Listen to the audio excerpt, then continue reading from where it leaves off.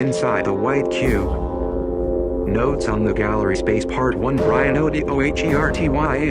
Current scene in sci-fi movies shows the Earth withdrawing from the spacecraft until it becomes a horizon, a beach ball, a grapefruit, a golf ball, a star.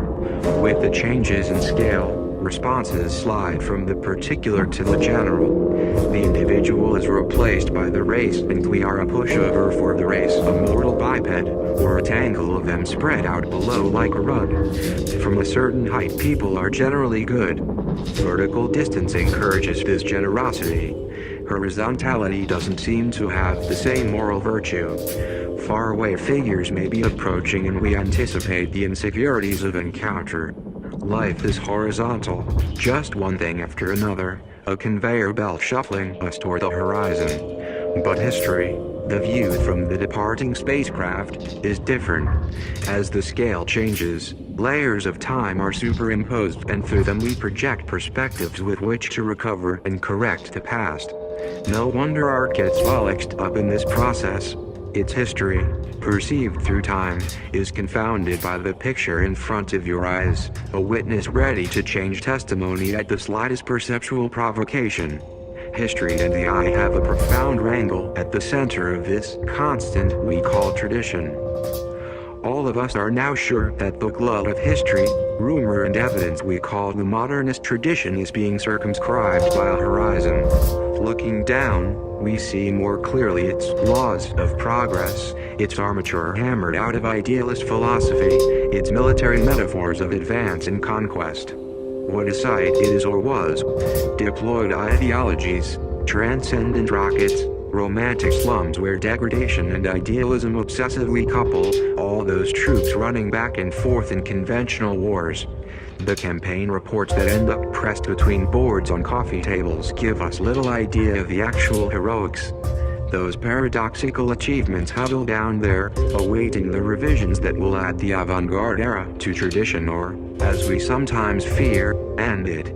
Indeed, tradition itself, as the spacecraft withdraws, looks like another piece of BRAC on the coffee table, no more than a kinetic assemblage glued together with reproductions, powered by little mythic motors and sporting tiny models of museums.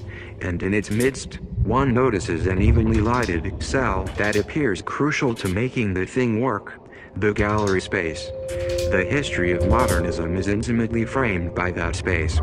Or rather, the history of modern art can be correlated with changes in that space and in the way we see it. We have now reached a point where we see not the art but the space first. A siege of the ages to ejaculate over the space on entering a gallery. An image comes to mind of the white, ideal space that, more than any single picture, may be the archetypal image of 20. And it clarifies itself through a process of historical inevitability usually attached to the art it contains. The ideal gallery subtracts from the artwork all cues that interfere with the fact that it is art. The work is isolated from everything that would detract from its own evaluation of itself. This gives the space a presence possessed by other spaces where conventions are preserved through the repetition of a closed system of values. Some of the sanctity of the church, the formality of the courtroom, the mystique of the experimental laboratory joins with chic design to produce a unique chamber of aesthetics.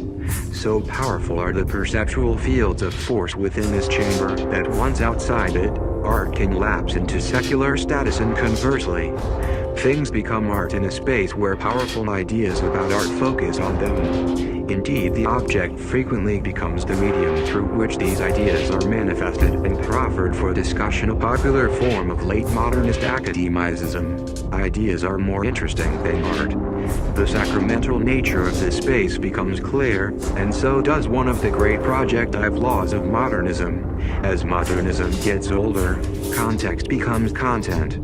In a peculiar reversal, the object introduced into the gallery frames the gallery and its laws. A gallery is constructed along laws as rigorous as those for building a medieval church. The outside world must not come in, so windows are usually sealed off. Walls are painted white. The ceiling becomes the source of light. The wooden floor is polished so that you click along clinically, or carpeted so that you pad soundlessly, resting the feet while the eyes have at the wall. The art is free, as the saying used to go, to take on its own life. The discreet desk may be the only piece of furniture. In this context, a standing ashtray becomes almost a sacred object, just as the fire hose in a modern museum looks not like a fire hose but an aesthetic conundrum. Modernism's transposition of perception from life to formal values is complete.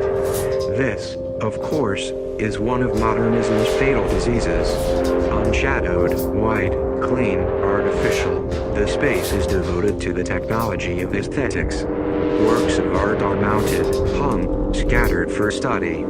Their ungrubby surfaces are untouched by time and its vicissitudes. Art exists in a kind of eternity of display, and though there is lots of period, late modern, there is no time. This eternity gives the gallery a limbo-like status. One has to have died already to be there. Indeed, the presence of that odd piece of furniture, your own body, seems superfluous, an intrusion. The space offers the thought that while eyes and minds are welcome, space-occupying bodies are not, or are tolerated only as kinesthetic mannequins for further study. This discussion paradox is reinforced by one of the icons of our visual culture. The installation shot sends figures. Here at last the spectator, oneself, is eliminated. You are there without being there, one of the major services provided for art by its old antagonist, photography. The installation shot is a metaphor for the gallery space. In it, an ideal is fulfilled as strongly as in a salon painting of the 1830s. Indeed, the salon itself implicitly defines what a gallery is, a definition appropriate for the aesthetics of the period. A gallery is a place with a wall, which is covered with a wall of pictures. The wall itself has no intrinsic aesthetic, it is simply a necessity for an upright animal. Samuel F. B. Morse's exhibition gallery at the Louvre, 1833, is upsetting to the modern eye.